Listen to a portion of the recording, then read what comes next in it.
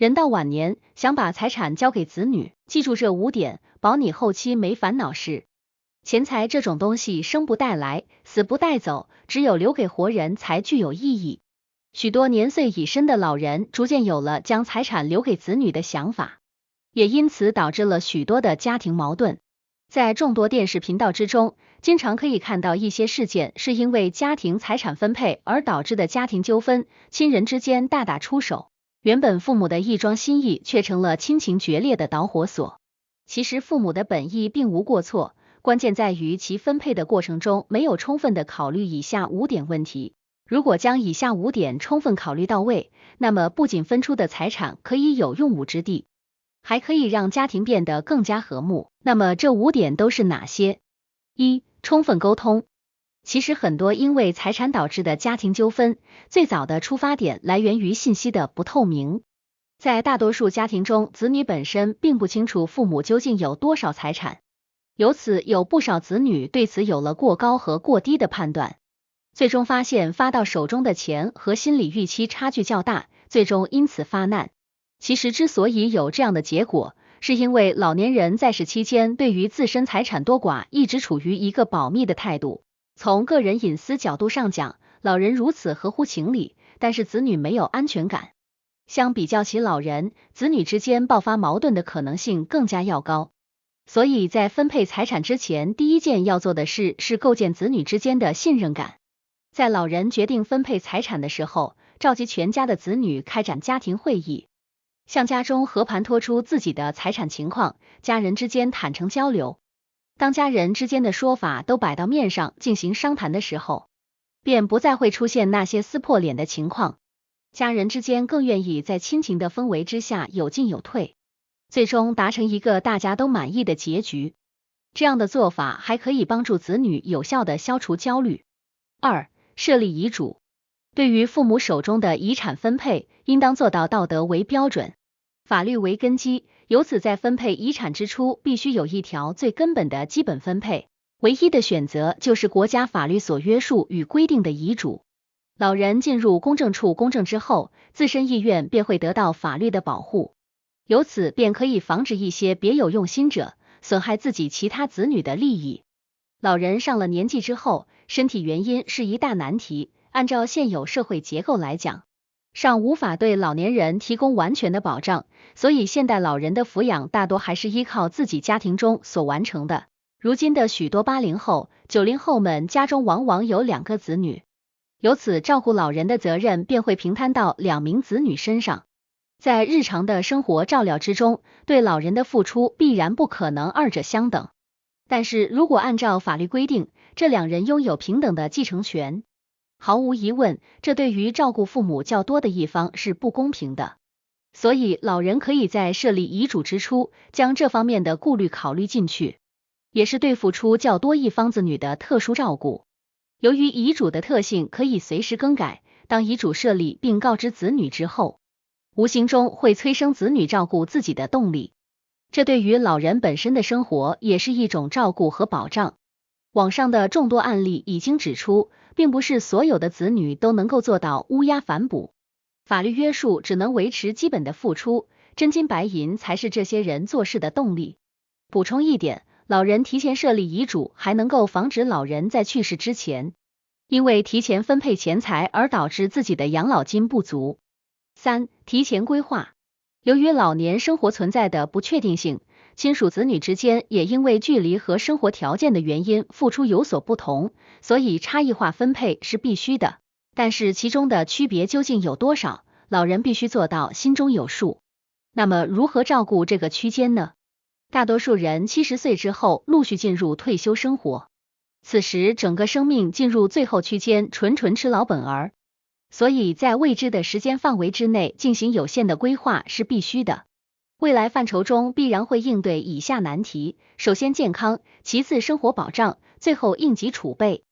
看似都是一些细碎的方面，但如果将其拉长到漫长的人生旅程当中，几十年的时间下来，这必然是一笔不菲的付出。所以老人对于这些项目必须做到提前预算，并且在这一预算数额的基础上往上翻20%到50%。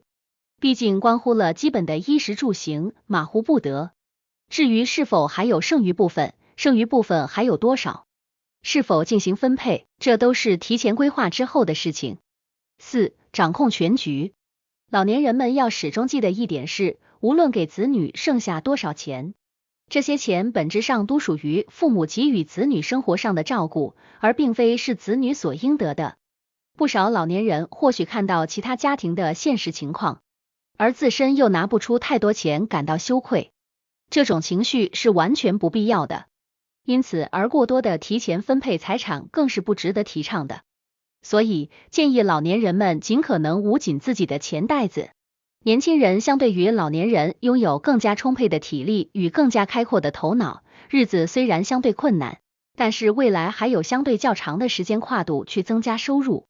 相比较起这未知的空间，老年人有数的财产更适合当作靠山，当作以防万一的老本。所以，即便是想要提前分配财产，老年人还是尽可能要自己掌控绝大多数的财产。从情感的角度上讲，当子女纷纷成家之后，将主要目标放到自己家庭之中，自然而然就会对父母相对忽视，利益谋取就有了偏向。人大分家，树大分压，可并不是说说的。如果老人将绝大多数财产给予子女，绝大多数会迅速沉没。这样的结果就是，一旦老人想要回一部分，就会变得十分困难。总的来说，老人的钱只要在世，绝大多数就应该掌控在自己的手中。给子女是情分，不给是本分，还可以用于孙子孙女们的教育和创业方面，更能够增加亲人之间的情感纽带。5. 房产处理。近20年以来，房产价格狂飙突进，绝大多数家庭为之背上了20年、30年的房贷。由此，在中国家庭的财产比例之中，绝大多数家庭房产价值占据家庭总资产都在6到7成以上。由此，老年人的财产分配中，房产分配是无法避开的话题。从总的来说，如果没有特殊必要，建议生前不对房产进行处置。当代社会的发展波澜起伏，很有可能某些家庭会因为一些特殊因素而抵押房产，如果因此导致老人无处可住，实在是令人不胜唏嘘。如果情到深处而必须交接房产，那么老年人出于保护自己的考量，至少应该保留住自己在这所房子之中的居住权。在签订房产交接协议、合同之中，必须明确的写出期限条件等。同时，对于未来可能出现的纠纷，建议邀请律师入场。6. 邀请专业人员。为什么说在设立遗产分配是建议律师入场呢？最重要的一点是，律师完全游离于家庭之外，不存在情感之间的偏帮，最大可能的可以做到分配的公正。很多家庭碍于情感的颜面、邻里之间的指点，在处理遗产和财产问题时不愿意他人介入，这种做法其实是非常错误的。要知道，邀请律师或其他工作人员入场，是保证家庭弱势人员财产的基本方式。如今逐步进入老年的大部分出生于上世纪50年代到60年代，这些人普遍还存在重男轻女的看法，在当代社会，显然是对于女性的一种不公正对待，单靠父母之间的商量，很难改变传统观念带来的影响。另外，相应律师入场进行签订，对于老年人也是一种保障。如果有子女有心算计，在遗嘱或者是家庭分配中提出质疑，那么口头商量的分配数额是否能够最终执行，是一个巨大的问题。有时候通过一些法律的途径，完全可以将此前商量好的分配比例推倒重来。或许此前已经有亲人为这种分配付出许多，但是不可否认的是，家庭财产分配这种相对私密的话题，一旦引入外部人员进行分配后，势必会对家庭成员的情感上造成一定损伤。家庭之间或许需要进行努力，才能跨过心理这道坎。总的来说，不同家庭之间的财产分配应该做到因地制宜，不可做到一概而论。老年人在分配时，尤其要保护好自身的权益，同时兼顾对于子女的照顾。老人分配财产本质上是希望联系家庭成员的感情，照顾后代的生活，所以一定不能令这件事情变成家庭感情破裂的罪魁祸首。无论做何种决定，一定要三思而后行。结语。如今社会经济发展较为停滞，年轻人普遍反映赚不到钱，这种情况是大势所趋。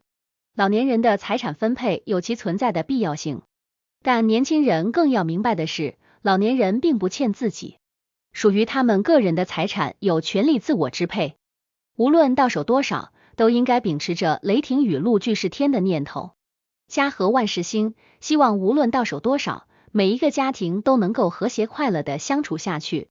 一个家庭最多只能保持3代之内的血亲感情，是十分短暂的，一定要珍惜。